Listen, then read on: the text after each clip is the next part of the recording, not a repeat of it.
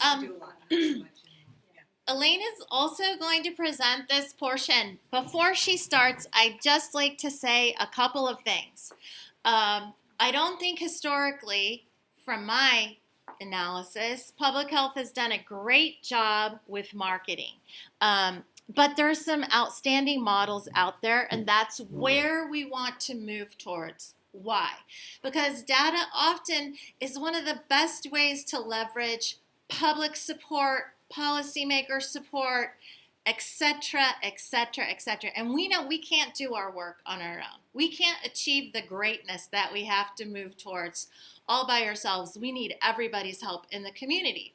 So, for that reason, maybe you have noticed if you've had your annual evaluation come up recently that everyone has a bullet in their goals for the next year to work on the strategic plan for their program, including a marketing plan.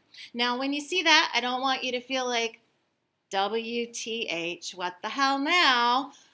We're also going to do some training in marketing. We're moving towards having one branding for healthy communities that everybody utilizes with templates.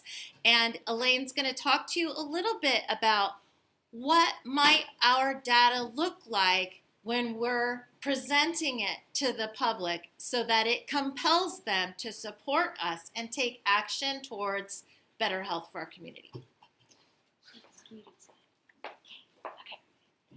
Great. Okay, so we've already talked a lot about data. Why do we use it? Why is it important? There we go. So it really provides context for the work we do. It allows us, like Dana just mentioned, to share our work with the public, to compare how we're doing with other places, and it really can help anchor a story or a message. So how do you make it interesting, right? You might have some report that you go through, 50, 60, 70, 80 pages. You maybe are going to pull out just a few facts from a huge report like that and try to make it look good. Like this graph here, more than half of California adults have prediabetes or diabetes. You make it look visually interesting. It makes it more compelling, impactful, powerful. People can relate to it when it's in this visual form in the shape of the state of California. So we've already talked about where do you find data, how to get it, how do you make it interesting? There we go. So yeah, like I said, you're just going to want to cherry pick the points that highlight your message, and you're going to want to turn it into something useful. So one of the things they mentioned is instead of saying 33%, saying 1 out of 3 people, because everyone can easily visualize, oh man, I've got 3 people that live at my house. Like 1 out of 3 has prediabetes. So the way you frame your message, right? And then you put it in this little graphic, 1 out of 3. It really helps people relate to it, tell the story, and consider using social math. So social math, this picture in the top is a school bus, and this was a campaign from Los Angeles Unified School District where they figured out that 57 tons of sugar are fed to kids every week in that school district, and so they filled a bus with sugar. So this is a really impactful statement, right? Instead of just telling people or creating a poster that says 57 tons of sugar are fed to our children every week, you put the picture on there, right? This is what 57 tons of sugar looks like every week. A school bus full of sugar being fed to our children.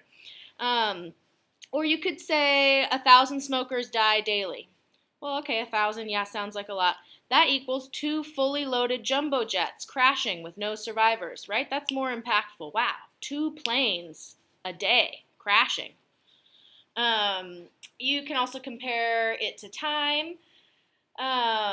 So it's one thing to say that fast food restaurants spend $4.6 billion on advertising, but it's another thing to say that that's equal to $500,000 every hour of every day, right? So you just are kind of choosing how you frame the data and how you display it.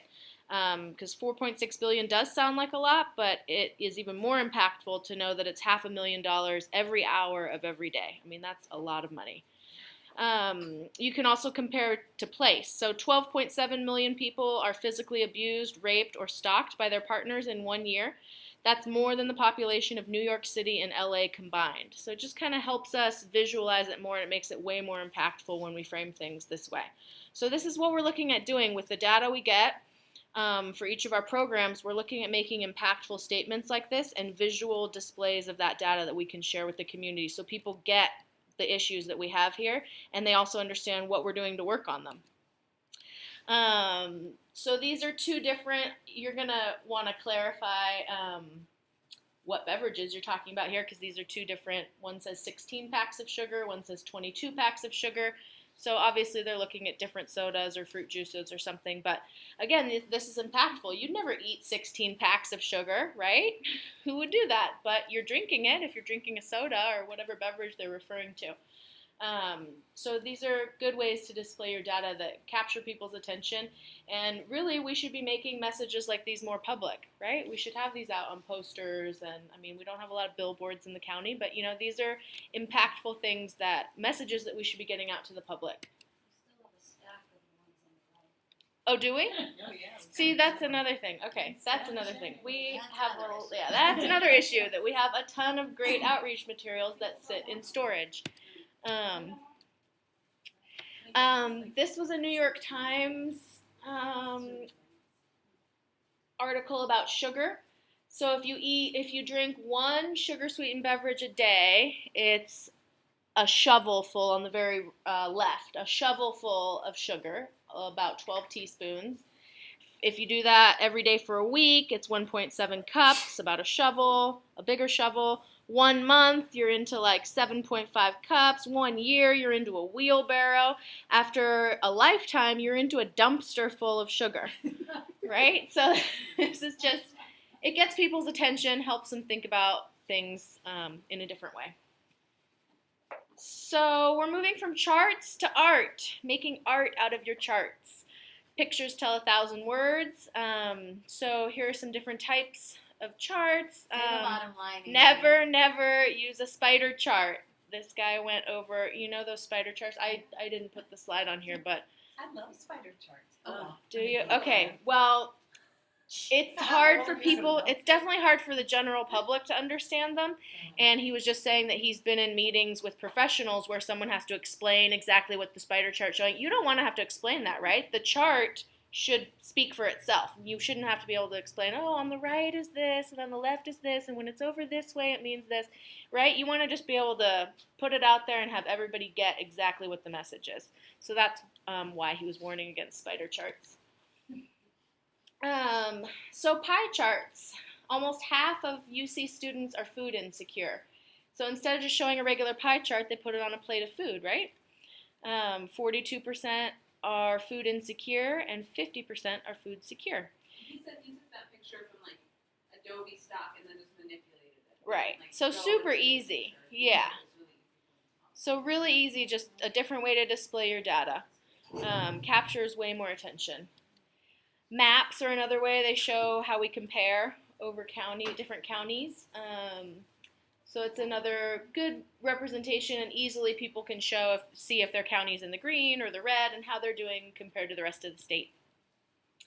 Bar charts with, instead of bars, graphics of whatever you're talking about. Sugar, sweetened beverage consumption, soda and energy drink consumption. Next. Type of infographic. So from the California Endowment, their zip code. They've done a lot of work in showing life expectancy in different zip codes. This is a really powerful image for people, right? You have a city that has 2 different zip codes, or a county maybe. I'm not sure exactly where these, is it city? Within blocks, yeah. And you can see, like, if this child was born in one zip code, it's going to live about 73 years, and born just across town, 88 years. I mean, that's a huge difference. So it's just another great way to visually get people thinking about why this happens. Why do we have these health disparities? Next. This one says nearly 3 times as many food insecure students buy the cheapest food, knowing that it isn't the healthiest, than their food secure counterparts. So just, again, driving home that point that people have to make decisions based on money, and they're not making the healthiest ones, but they know it. So that's another great way to visualize your data. Fact sheets. So another thing I'd like our programs to do is to create little fact sheets like this that represent local data. Just a quick one-page visual representation of what the issue is, what our program's doing to address it. These are really easy. They're just little one-page short things. These I pulled from the CDC and the FDA. So nationally, they've created quick, simple little fact sheets, and we can do the same thing locally to make things even more relevant to our population and even more interesting for the public to look at. So this is another thing that can come out of our strategic planning process and out of our media planning, are simple, quick little things like this that we can easily share. Yes? And I want to point out that there are templates. We don't have to create Yes. this. We There can are just drop templates. in our info and move little pictures around, and it's super easy. Yeah. So this is really easy to do. There's Vengage.com, there's Canva.com, they're free to use, or we could get a subscription as Healthy Communities and be able to do more with them. And the So- CDC also has templates. Yeah. And For we're public doing health marketing. a follow-up training. Megan's volunteered to do a Canva training. Yeah. How are these going to be used? I mean, I love the idea of having a one page. That's a great question. But- So right now, our website does not have capacity to host fact sheets, so that's a problem we have to solve. So our website is probably the first place that we're looking to use these, and One place. okay. I mean, I could envision them being in waiting rooms or front counters of places. I mean, it's easier to look at than a brochure. You don't have to actually open it up, and it's just it's more visually appealing. Yeah, I can envision them on our Facebook pages. Absolutely. They can be linked on Facebook yeah, pages linked on and Facebook. shared. Okay, let's move on. This, similar to the life expectancy one, is looking at park acres per 1,000 residents in South Fresno and North Fresno. And the story he told along with this one was that this actually really outraged people, even in North Fresno. They were saying, why do we get all the park space? And here these kids, just across town don't. And so it really actually helped mobilize the privileged people that do have park space to speak up for ones that don't. So this was a really, really cool graphic too. A portrait of Sonoma. So Sonoma County hired, what are they called? I forget the name of the. Is the long Ground Was consultants. it? No. Was Oh, it, That's who did our assessment. yeah, we were just No, looking no, at it but- yesterday. This The- company dude is named Brown. Well, yeah, from the presentation, but the people who actually did this report, A Portrait of Sonoma, they did a portrait of Marin, there's a portrait of Mississippi, Louisiana. They actually came in and basically did the equivalent of their CHA, their huge assessment, and came out with a really nice fancy website with mapping and a bunch of data and locally relevant data put into this report. So I just pulled some graphics out of the report, and they don't show up that well on the screen, but you can look at it at your leisure. So just really local data. So in Sonoma, women live longer and have more education, but men earn more. And then, Latinos, look at that one. yeah, and 3 factors that appear to contribute to Latino longevity. Latinos smoke cigarettes at a lower rate than whites, and Latinos drink excess at lower rates. And they have strong social support and family cohesion, which seem to bolster health outcomes. Earning potential, men in Sonoma County earn about $8,500 more per year than women. So again, just a visual way to display your data, and it's really local. It's all about Sonoma County. And they had all kinds of really interesting things in there. It was an interesting report to read for sure. This is from San Diego County combined, their Public Works Department, Parks and Recreation Department, environmental health into a team of I think there's 7 different departments, and the team is land use and environmental group. And when you go to their website, they have this really cool dashboard where you can see exactly what they've done in the last year, what they're doing. recovering thousands of tires and recycling them from illegal dumping. They've got solar panels. It shows the amount of kilowatts that they're generated on the solar panels that are in their county parks.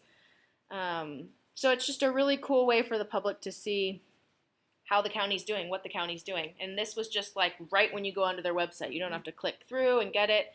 It's just a really nice visual representation of numbers, pictures, pretty. It's straightforward, and people get a good idea of what's happening in the county.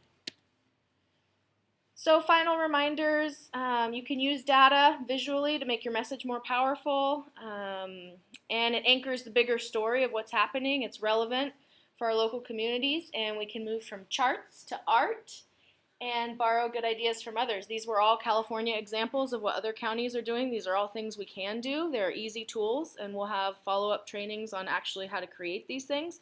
But this is where we're going. We want people to know what we're doing. They need to know about the issues that we're facing in our community and how they can get involved and what we're doing to try to help them. So this is all really good way to display that data and be able to communicate with the public, because we are a public agency and we want to be accountable to our constituents and our taxpayers.